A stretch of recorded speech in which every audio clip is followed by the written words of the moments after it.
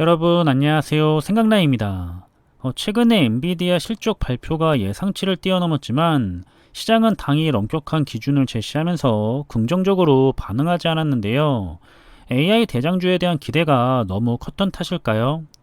그럼에도 불구하고 시장의 이목은 앞으로 성장성을 보여줄 수 있는 미국 AI 기업들에게 몰려 있습니다. 지난번에는 AI를 대변하는 미국 빅테크 10개 기업에 투자하는 ETF에 대해서 알아봤었다면 이번에는 AI 반도체에 대한 전망과 함께 이에 따른 투자는 어떻게 해야 하는지 미래에셋 자산 운용의 김수정 선임 매니저님과 함께 알아보도록 하겠습니다. 안녕하세요, 매니저님. 안녕하세요. 타이거 ETF 김수정입니다. 네, 매니저님. 앞서 말했던 것처럼 AI 반도체 관련 투자들의 귀추가 주목되었던 엔비디아였는데요. 2분기 서프라이즈를 기록했지만 시장은 실망한 듯 보였는데 엔비디아는 AI 반도체 기업들의 대장이라고 볼 수 있잖아요. AI 반도체에 대한 본격적인 이야기를 하기 전에 이에 대한 의견을 주실 수 있으실까요? 많은 사람들의 주목을 받았던 엔비디아가 2분기 실적 발표에서 매출과 영업이익 모두 시장 예상치를 상회했습니다. 전년 동기 대비 122%나 매출이 늘어났고 데이터 센터발 매출에 대한 시장 전망치 역시 뛰어넘었으며 저력을 보여줬습니다. 하지만 그럼에도 불구하고 시장의 잣대는 매우 엄격했는데요. 매출 성장률 자체가 지난 분기에는 262%였는데 이번에는 122%라는 점에 대해 아쉬움을 토로했고 서프라이즈의 폭에 대해서도 실망스럽다는 반응이 나타났습니다. 챗 GPT가 2022년 12월에 등장했기 때문에 엔비디아의 시대가 본격적으로 시작된 2023년 여름 실적 대비 상승폭은 줄어들 수밖에 없는 상황이지만 이를 알고도 시장은 모든 매크로적인 불확실성을 이길 정도의 실적을 원했던 것으로 보입니다. 그리고 500억 달러의 자사주 매입도 승인해 주가의 긍정적인 요인으로 작용했어야 하는 이벤트도 힘을 쓰지 못하고 오히려 영업 활동을 통한 고성장과 수익성 향상에 한계가 있다고 해석되기도 했죠. 하지만 가장 정확한 것은 숫자입니다. 일단 숫자만 보면 엔비디아는 2분기 실적 발표에서 대부분의 분야에서 시장 예상치를 뛰어넘었습니다. 시장의 반응은 다소 아쉽지만 너무 과도한 기대와 미국 대선, 금리 인하 폭에 대한 불확실성이 어느 정도 작용했다고 생각됩니다. 고로 엔비디아 AI 반도체 칩의 시대는 저물어 간다고 보기엔 어렵습니다. 지난번 영상을 통해 AI 시대는 꾸준히 이어질 것이라는 내용을 설명드렸었는데 미국 빅테크들이 AI 산업을 포기하지 않는다면 AI 산업은 발전할 가능성이 높고 앞으로도 돈이 몰릴 산업임은 분명합니다. AI 기술은 방대한 양의 데이터를 빠르게 처리하는 게 기본적으로 갖춰져야 하는데 여기서 빠르게 처리하는 기술 그리고 데이터를 저장하는 데 필요한 분야가 반도체입니다. 예를 들어 챗 GPT가 느리면 의미가 없고 온디바이스 AI가 느리면 의미가 없죠. AI 인프라, 즉 데이터 센터가 먼저 여기저기 더 늘어나야 하고 거기에 들어가는 AI 반도체 칩도 늘어나야 하는 이유입니다. 그래서 마이크로소프트는 데이터 센터가 15년 이상에 걸쳐 수익을 낼 수 있는 장기 자산이 될 것이다라고 말했죠. AI 반도체 칩 시장은 전문 리서치 기관 글로브 뉴스와이어에 따르면 매출 기준 2030년까지 연평균 성장률 38%를 보이며 성장할 것으로 전망했습니다. 또 다른 리서치 기관인 브레이니 인사이트도 연평균 38.2%의 성장률을 보이며 늘어날 것으로 전망했는데 향후 10년 동안 AI 반도체 성장성은 유지될 것으로 보입니다. AI 기업들에 대한 의구심이 시장에 등장했다고 하더라도 오히려 이번 엔비디아 2분기 실적의 매출과 영업이익 그리고 데이터 센터 매출 등을 보면 AI 반도체 칩 시장의 성장성은 크게 훼손되지는 않았다고 생각합니다. 네, 매니저님. AI 반도체 산업은 앞으로도 성장한다는 말씀 잘 들었습니다. 시장의 기대감이 너무 컸던 탓도 있고 매크로적인 이슈들의 불확실성도 무시하지 못할 것 같고요. 그런데 AI 반도체도 다양한 분야가 있잖아요. AI 팬리스가 있고 파운드리가 있고 거기에 들어가는 메모리 반도체인 HBM도 있는데 그 중에서 어떤 분야가 핵심이고 어떤 분야가 AI 반도체 칩 시장을 리드할지 말씀 주시면 감사하겠습니다. 이건 많은 분들이 이미 답을 알고 있을 거라 생각이 되는데 지금 반도체 시장을 선도하는 기업들은 대부분 팹리스 기업들입니다. 모두 설계를 하는 기업들이라는 거죠.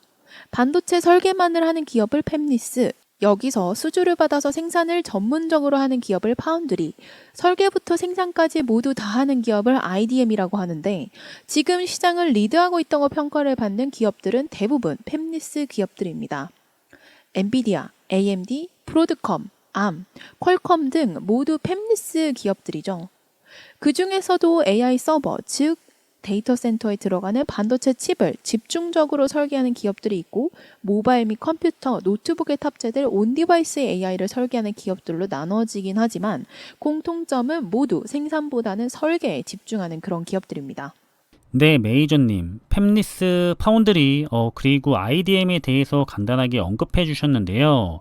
각각 분야에 집중하는 반도체 회사고 이 세 개의 분야에서 팹리스가 주목을 받고 있다고 하셨는데 왜 그런지도 함께 설명해 주시면 좋을 것 같습니다. 네, 아무래도 반도체 전문 용어이다 보니 반도체 분야 투자를 해오신 분들이라면 익숙하겠지만 그렇지 않은 분들께는 낯설 수 있습니다. 사실 반도체에서 팹리스 분야가 왕좌를 차지한 지는 그리 오래되지 않았습니다. 1980년대 이전에는 반도체라 하면 설계부터 제조까지 큰 공장을 가지고 수직적으로 통합된 IDM 모델이 지배적이었죠. 그런데 냉장고랑 옛날 자동차에 들어가는 반도체를 만들다가 1990년대 PC가 나오면서 노트북에 탑재될 반도체가 필요해졌고, 수많은 일처리를 손바닥 안에서 처리할 수 있는 스마트폰을 구동시키기 위해서 더 고성능의 반도체가 지속적으로 필요해진 거죠. 점점 더 고도화되는 작업으로 인해 반도체 산업은 분리되기 시작합니다. 1987년 이후 TSMC가 등장하면서 팹리스와 파운드리의 경계가 명확해진 거죠. 반도체의 성능 개선과 혁신성에 포커스를 해서 집중할 수 있는 팹리스 기업들과 원하는 바를 생산해 줄 수 있는 기술력에 집중하는 파운드리 업체로 나눠진 거죠. IDM 기업들도 점점 생산을 외주화하기 시작합니다. 자기네들보다 더 잘하거나 비용이 효율적이기 때문이죠. 예를 들어 AMD가 가지고 있던 파운드리 시설은 글로벌 파운드리스로부터 분사했습니다. 그러면 IDM은 인텔처럼 반도체 설계부터 생산까지 모두 자체적으로 하는 업체라고 봐주시면 됩니다. 요즘 핫한 엔비디아는 팹리스 회사죠. 그리고 상장한 지 얼마 되지도 않았는데 온디바이스 AI 쪽에서 엄청난 주목을 받았던 암이라는 회사도 팹리스면서 더 구체적으로는 IP를 가지고 있는 회사입니다. 케이던스도 반도체 설계에 있어 아주 중요한 소프트웨어를 제공하는 업체죠. 그리고 한 단계 더 나아가서 AI 반도체에 있어서 팹리스와 IDM 기업들의 마진율을 보면 팹리스 기업들이 더 좋다는 것을 확인할 수 있습니다. AI 반도체 구동의 핵심인 GPU도 그렇고 온디바이스 관련 핵심 반도체의 종류인 GPU와 FPGA 분야에서 모두 팹리스 기업들의 마진율이 높은 것을 확인할 수 있는데요. AI 관련 반도체 칩에 있어서는 팹리스 기업들이 더 돈을 효율적으로 잘 보고 있다고 생각할 수 있는 거죠. 이렇게 팹리스 마진율이 높은 이유는 더 높은 성장성을 가지고 있기 때문입니다. 기술 혁신에만 집중하다 보니 막대한 캐피스 지출이 필요하지 않아 기술 개발에 집중적으로 투자가 가능하죠. 공장을 돌리는 데 드는 비용보다 혁신적인 기술 개발을 위해 노력하는 게 남는 게 더 많다는 뜻입니다. R&D에 팹리스 기업들이 더 많은 돈을 쓰는 것만 보더라도 미래를 준비하는 기업들임은 확인할 수 있습니다. 그리고 공장을 본인이 관리하지 않다 보니 누가 제일 내가 설계한 반도체 칩을 잘 만들어줄지 경쟁을 시켜서 주문을 줄 수 있습니다. 제일 앞선 기술을 개발해서 갑의 위치에 서게 되는 거죠. 물론 TSMC 같이 파운드리에 있어 역사와 전통을 가지고 가장 잘하고 있다는 평가를 받는 회사라서 슈퍼 의리기는 하지만 수주를 받아와서 생산을 해야 되는 것은 맞으니 팹리스 기업들의 입장에서는 언제나 최신 제조 기술을 활용해서 내가 설계한 반도체를 만들 수 있는 거죠. 파운드리 업체들끼리의 경쟁을 할 테니까요. 이런 이유 때문에 반도체 밸류체인에서 팹리스 업체들의 역할은 AI 반도체 칩 시장에 따라서 더욱 커지고 그리고 돈도 잘 벌 수 있을 것으로 기대해 볼 수 있는 거죠. 네, 매니저님. 말씀 주신 팹리스 분야에서 AI 관련 중요한 역할을 하는 기업들만 특별하게 선발하여 투자하는 ETF가 출시된다고 들었는데요. 이에 대해서 설명 부탁드릴게요. 네, 9월 24일 반도체 팹리스 기업들만 모아서 투자하는 타이거 미국 AI 반도체 팹리스 ETF가 상장합니다. 앞서 말씀드린 바와 같이 앞으로 반도체 산업의 혁신은 팹리스 기업들이 주도할 가능성이 높습니다. 따라서 이와 연관된 기업들을 담고 있는데요. 팹리스 모델을 통해 반도체 장치의 설계 및 판매를 주요 사업으로 하는 기업들을 우선 담고 있습니다. AI 가속기, 네트워크 인프라 구성 요소 제품군에서 매출이 발생하는 기업이죠. 그리고 IP 및 EDA 서비스에서 대부분의 수익을 창출하는 기업들이 포함됩니다. AI 가속기의 설계 및 고속통신 인터페이스에 필요한 IP 블록을 통해 매출을 창출하는 기업들이죠. 그래서 엔비디아, 브로드컴, 퀄컴, 암, AMD, 시놉시스 등을 아우러서 포함하고 있습니다. 네, 매니저님, 상품에 대해서 더 구체적으로 설명해 주시면 좋을 것 같은데요. ETF에 포함되어 있는 대표 팹리스 기업들이 AI 반도체 시장에서 정확하게 하는 일이 무엇인지 더 구체적으로 설명해 주실 수 있을까요? 간단하게 설명해 보도록 하겠습니다. 일단 챗 GPT로 시작된 생성형 AI와 가장 잘 맞는 반도체 칩은 GPU입니다. 엔비디아가 독점적인 위치를 가지게 된 것은 이 생성형 AI와 가장 상성이 잘 맞는 반도체 칩이 엔비디아의 GPU라 그렇습니다.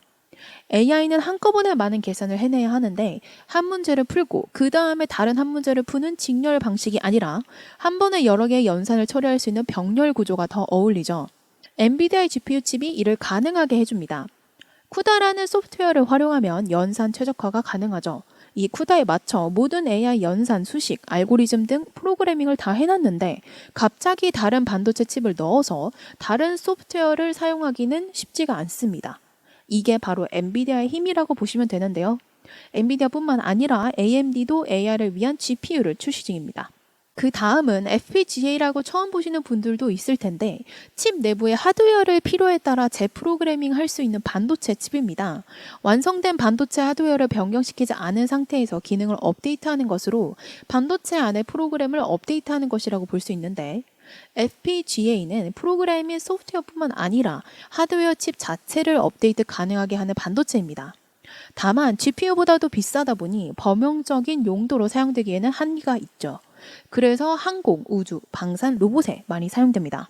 이 반도체는 AMD와 레티스라는 회사가 대표적이죠.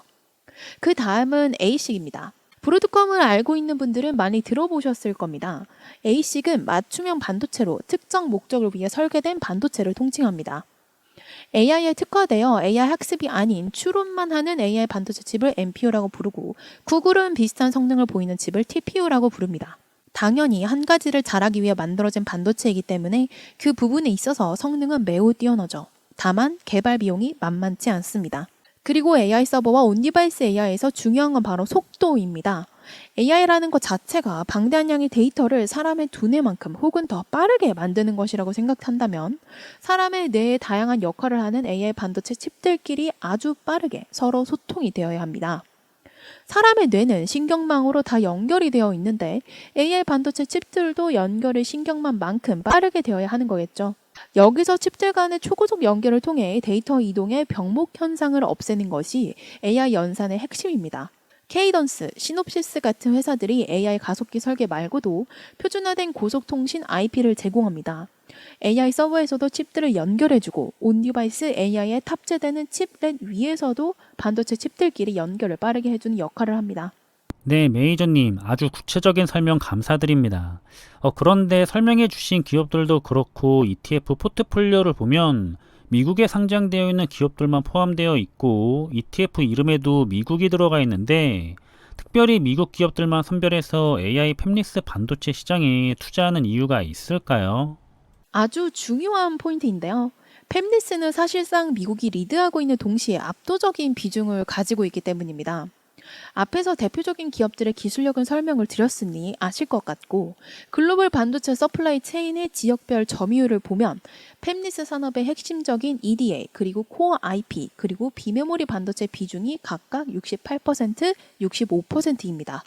국가별로 봤을 때 압도적이죠. 그리고 강력한 칩의 빠른 출시를 가능하게 해주는 IP, EDA 역시 독점적인 지위를 가지고 있습니다. 그리고 이런 지위는 쉽게 바꾸기가 어렵습니다. 자본 집약적이고 첨단 기술력이다 보니 이미 앞서 있는 기업을 따라잡기가 어려운 산업이죠. 그래서 타이거 미국 AI 반도체 팹리스 ETF는 미국에 집중 투자합니다. 네, 매니저님, 이번에는 AI 반도체 칩 시장에 대해서 더 제대로 알아가는 유익한 시간이었던 것 같습니다. 마지막으로 구독자 여러분들께 해주실 말씀 있으실까요? 엔비디아의 실적은 좋았지만 높아졌던 시장의 눈높이 때문에 당시 실망스러운 주가를 보였습니다. 다만 AI 산업의 성장이 끝난 것은 아니고 앞으로도 팹리스 산업은 미국 기업들이 리드할 가능성이 높습니다. 그리고 AI 반도체에 있어서 팹리스 기업들이 가장 중요한 역할을 할 것은 변하지 않았습니다. AI 투자에 대해서 고민을 하신다면 다양한 AI ETF 상품들 중에 미국 팹리스 반도체 기업만 선별해 집중 투자하는 타이거 미국 AI 반도체 팹리스 ETF를 생각해 주시면 좋을 것 같습니다. 감사합니다. 네, 지금까지 미래에셋 자산운용의 김수정 선임 매니저님과 함께 했는데요. 좋은 정보 정말로 감사드리고요. 저도 꾸준하게 모니터링을 하면서 여러분들께 좋은 정보 계속해서 공유하도록 하겠습니다. 그럼 이번에 준비한 내용은 여기서 마무리하겠고요. 저는 다음에 더 좋은 정보들을 가지고 다시 찾아뵙겠습니다. 감사합니다.